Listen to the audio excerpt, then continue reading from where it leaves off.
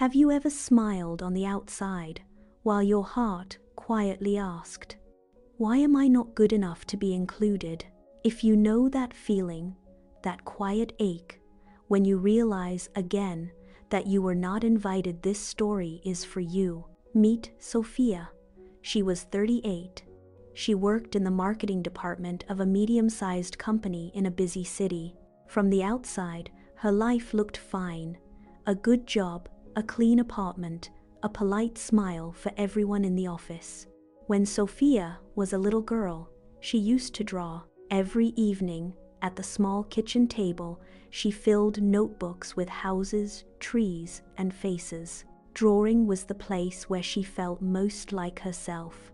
But somewhere along the way, between school, work, and trying to fit in, she put the sketchbook in a drawer, and she forgot how it felt to be that quiet, happy girl. Because Sofia carried one deep wound. Somewhere inside her, she believed she was only lovable when she was useful, when she helped, when she fixed, when she said yes.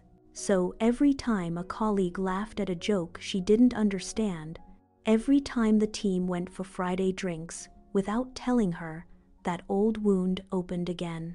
And every time she told herself the same thing: if I try harder, smile more, speak louder, they will finally see me. But they didn't. Every Monday morning, she heard the same stories. The weekend barbecue she wasn't invited to, the dinner at someone's house, the small jokes only they understood. She saw the photos on the office chat, arms around shoulders, glasses raised, lights warm and golden, and she sat at her desk and pretended to be busy. At lunch, she ate her sandwich alone in the small park nearby.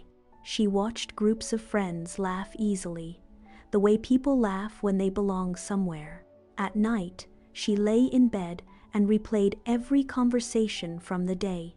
What was wrong with her voice, her clothes, her ideas?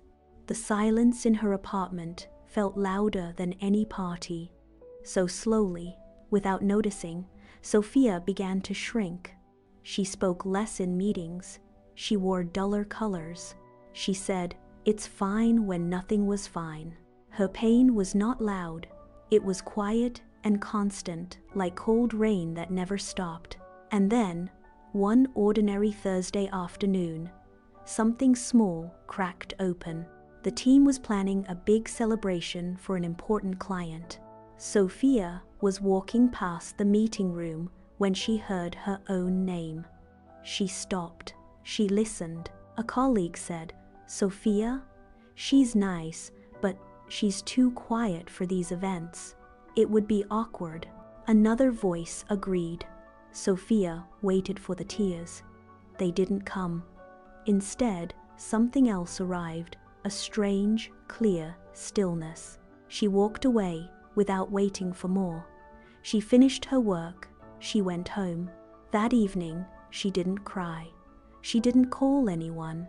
She walked to the old drawer in the corner of her bedroom, and she pulled out the sketchbook she had hidden for almost 20 years. And for the first time in a very long time, she drew just simple lines. City streets at night. A window. A lamp. No one was watching. No one was judging. And for the first time, the quiet did not feel like emptiness. It felt like space. That night, lying in her bed, Sofia understood something she had never understood before. And I want you to hear it carefully, my friend. Being left out is not always a closed door. Sometimes it is life gently removing you from a room where you were never meant to stay. Think of a seed, a small seed that falls outside the crowded flower bed. At first, it feels lost, alone, forgotten, on hard ground. But because it is outside, away from the other plants fighting for water, fighting for light, it can finally grow in its own direction, toward its own sun, at its own pace. That seed was Sofia. And maybe, my friend, that seed is also you. The weeks that followed were not magical. Sofia did not suddenly become popular. The Friday drinks still happened without her. The barbecue photos still appeared on Monday mornings. But something inside her became lighter. She found a small evening art class above a bakery on a quiet street. The room smelled of warm bread from downstairs and the sharp, clean scent of pencils and paper. There was soft music in the background, and the gentle sound of brushes moving across paper, that quiet, steady whisper that felt like home. People spoke little. They drew a lot, and nobody asked Sofia to be louder, funnier, or different. In that room, week after week, something began to happen. A woman named Elena, who painted the same blue cup every Tuesday, started saving the seat next to Sofia.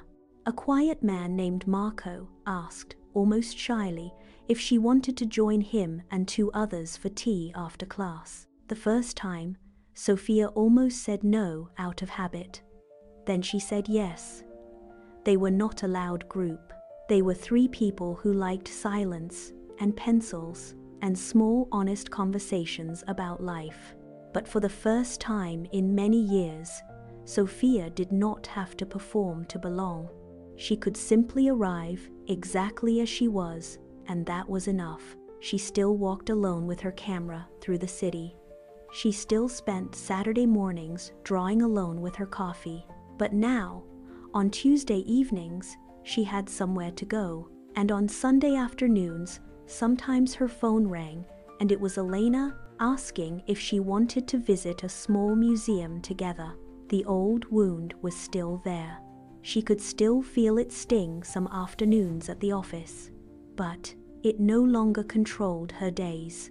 And sometimes, when she walked past the office group laughing together, she could smile a small, real smile and think to herself, "That was not my party. My path is quieter. And finally, it is mine."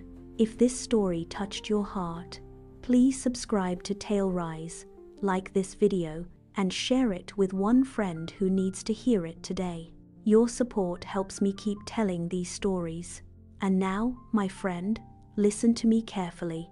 The next time life leaves you out, the next time the message doesn't come, the invitation doesn't arrive, the door quietly closes, take a slow breath. And remember Sofia's seed. The quiet you feel right now may not be rejection. It may be space. Space growing around you so that you can finally grow in your own direction. And one day, in a room you have not yet found, your real people will be waiting. You are not broken. You are not too much. You are not too little. You are simply being moved to a place that fits who you really are. So here is your one small action for tomorrow. Take 10 minutes alone, just 10. And do one thing that feels quietly good for you. Draw something, walk somewhere, write a page, or simply sit with a warm cup of tea and no phone in your hand. Do it without explaining yourself to anyone, without apologizing, just for you, because you are enough exactly as you are. See you in the next story. Take care.